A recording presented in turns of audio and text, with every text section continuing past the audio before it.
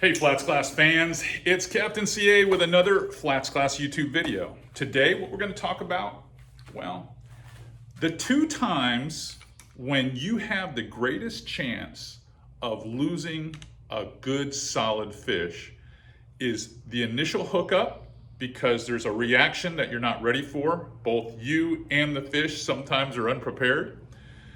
And then the end of the fish battle. That's right. When the fish gets close to the boat and starts juking and jiving and trying to get underneath the motor, trying to get underneath the bow, get in between the power pole, the tabs, and there's so many things that can go wrong. One of the ways I eliminate that is I use a landing net. Now, when you're using a landing net, there's a lot of things that can go wrong with that as well. So while I get ready to teach you the 4 things you really need to know about landing a fish, check out my friends, both Roland Martin and Corey Johnston, netting this fish, doing it the right way. And then later, I'll show you, well, a less than perfect example. Check it out.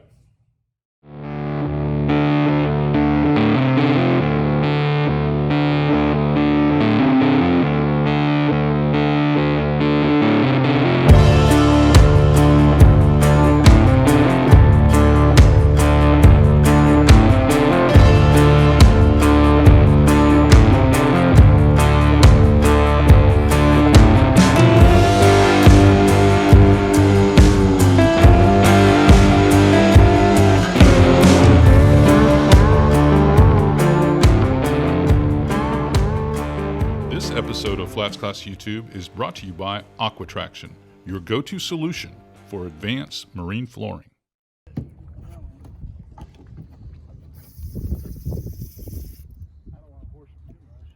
doing fine.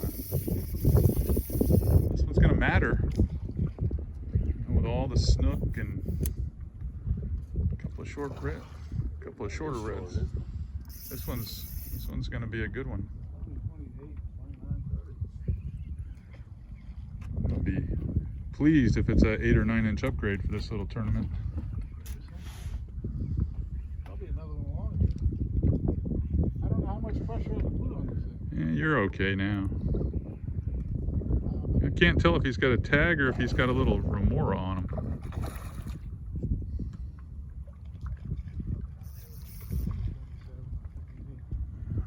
We're in the, yeah, it looks like a little remora.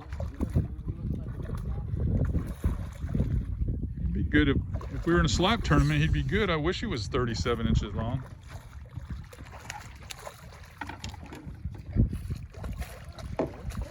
Way to go, Roland. Not bad. Not bad, buddy. We got the slam now, so. Yeah, we got a good one. A couple good ones, yeah. All right, well, those guys are professionals. Of course they know what they're doing. But let's just say you just got into fishing this last year or two, and this is something a little bit more challenging. I'm going to teach you the first 2 rules of netting the fish. 1, both angler and netman must be on the same page. Doesn't do you any good to go grab a net and be ready to net the fish if the angler isn't ready for you to net the fish yet. You could be doing other things like clearing the deck, getting everything out of the way so that you can land this fish, because the last thing you want is a lot of tackle, shoes, water canteens, tackle bags in the way. The netman is responsible for getting all that crap cleared out. That's right. Be ready for that angler to have to move down the gunnel, move to the back of the boat, move back up to the front of the boat. You only net big fish, okay? So you're not netting the small ones, you're just netting the big ones. So you guys gotta be on the same page. So the first rule for the netman is to clear the deck and let the guy fight the fish, the other man fight the fish. Poor lady. 2, once that's established, get the net out, okay? And hold the basket of the net. What do I mean by the basket of the net? All right, the way the net works, this, and I'll break this down a little bit later. This is the basket of the net.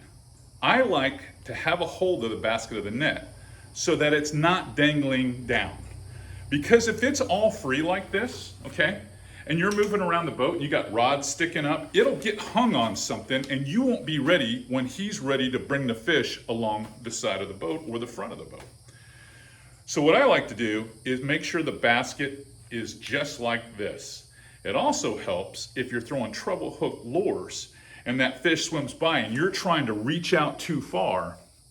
If you're trying to reach too far, holding the basket of the net does not let you do that. That's right. You either have to shorten your handle up or hold that basket to keep you from reaching too far. So hold the basket of the net until the moment arrives.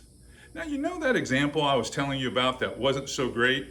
Check out my buddies, Dave and Mike. These two are characters. And you'll see what I mean about it not going exactly perfect. Check this out.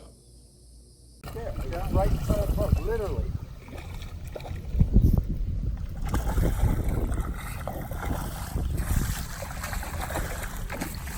Behind it. Go behind it. The key to success is to have a good net man, Mike. It is. You got to have a great net man. I foul this up more often than not. Nice. Wow, baby, holy crap.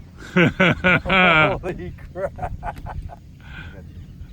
Okay, that wasn't the greatest example. Still got it done, but not the greatest example. And the risk there by trying to chase the tail of the fish is the fact that the fish can lunge, get outside the hoop of the net, and get away. It's a lot tougher to net the fish from the tail than it is the head. And that's what we're talking about. Number 3.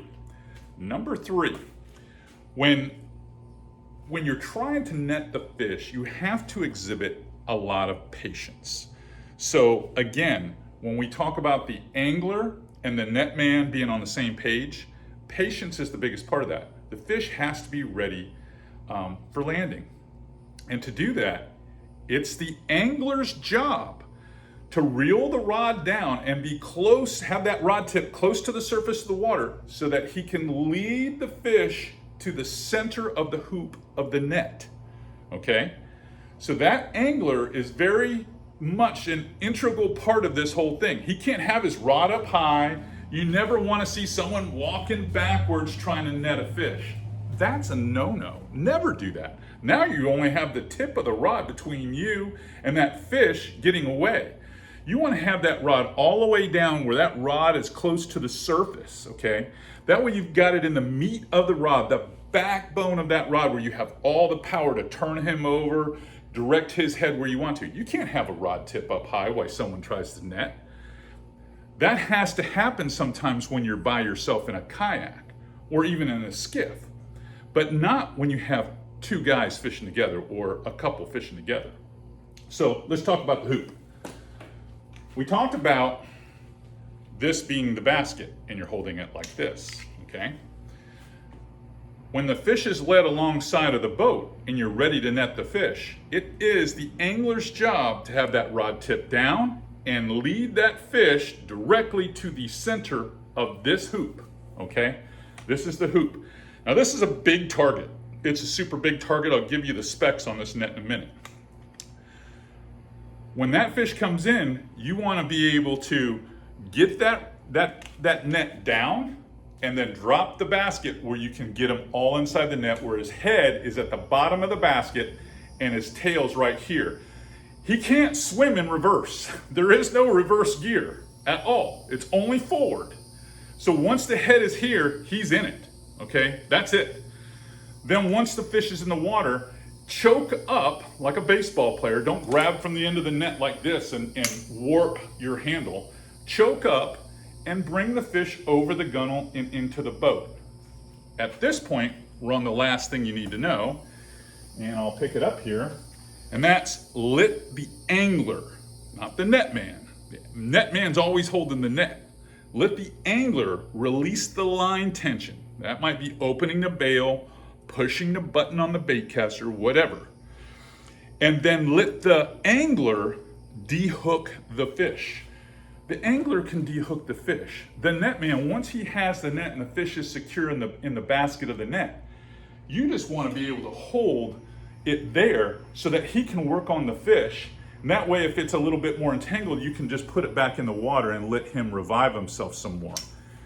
You don't want one person doing everything, and because once this net is relaxed and it crushes up, then all those treble hooks or whatever, and he starts rolling up in all this loose material, then it gets to be, well, ugly. Now, here's another good example of a net job, and we're gonna wrap this up. I'm gonna give you some of the specs on this net and why I like it so much, okay? Watch this.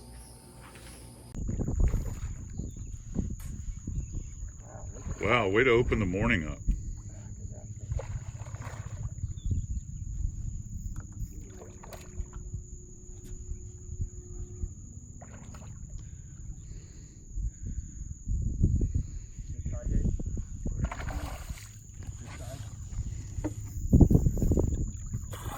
Yeah, that's a good 7-pounder, 6.5, 7-pounder. You know the key is got to have a great net man. It's like having a wheelman in a bank robber group. Exactly. Bank robber crew. You gotta have a good net man. Here's the pole setter downer. Yeah, let's not step on one. Stick it back in the bilge area or something. Good job. Oh, what a perfect hook. Well, it is you, Mike. Never would you think you needed to learn this much about netting fish. It seems kind of, well, trivial. But how many of us have lost fish because the net man made a bad move and the fish got entangled on the outside of the net with the plug and it ended up tearing off? We've all got one of those stories. Or the rod man, the angler, had the rod too high, fish made a dive at the end, and you couldn't get it, and then the fish comes off, or the rod tip breaks and then the line breaks. There's a million things that can go wrong. Like I said when we started the first segment of this, there's 2 times when a fish gets off. And that's the initial strike and reaction of running under something or doing something that you can't control, and right there at the end, where you have an opportunity to make this easy if you exhibit patience and you're a little bit logical. Okay, here's the net I like the most. This is not a paid endorsement. These guys they don't even give me a damn net. My client gave me this net, Rick Harnish. This is the one I prefer the most. I've been using this net for about a year plus now. And I like to think that I catch a lot of damn fish. So we've used this a ton. It's the Stowmaster Saltwater Series. The exact model number, like I promised, is right there, the SS67LG. Now, I'm getting another one of these nets that's a little bit larger, probably be an XL, for my Marquesa for when I go out to Louisiana. But here's the nice thing. You guys know I'm a skiff guy. This handle extends quite a ways. It's got 2 settings. Honestly, most of the time, I have it on the shorter setting, right in here, like that. It's a much shorter handle because I don't like that feeling of having to reach out where something bad can happen, because when the fish is that far away, it's a lot tougher to net. Now, small fish, you can get away with that, but we're talking mostly snook, redfish, fish that, are strong fish. Good God help you if you got a triple tail. I've seen triple tail jump out of the basket in the hoop of the net all the time. All right, the other really nice feature about this net is there's a way to fold it. So you slide it up, it fits in a little hole right there. You wrap it up, they've got a nice little bag for it. You slide it inside the Velcro bag, and it fits in every compartment in my boat. I love this net for both the Eldora and the Marquesa. I think you will too. These are handy nets. It's all nylon, it's rubber coated so it resists getting hooks stuck in it and entangled in it. The care for it is pretty good because I've used some of the other manufacturers, and those little metal clips that are in these push button spots, they suck. They're terrible. But this one's held up really well. Now, I've taken good care of this one using cleanse oil, keeping it nice and clean, and I rinse it after every trip. But if you do that, you'll have a quality net that you'll really enjoy using, and it's easy to stow. That's why they call it the Stowmaster. Hey, if you like what you're seeing here at Flats Class YouTube, guys, I need you to subscribe. I need you to share this with your buddies. I've been doing this professionally for 20 years. We've had a television show for 15 years, and kind of our mission statement is to make you a better angler. So join up, subscribe, and hit the notification bell when we get new ones, new tips, because we put about 2 to 3 tips out a week. All right, until next time, now you know what to do with that landing net. Get out there and net some trophy fish. See you the next time on Flats Class YouTube.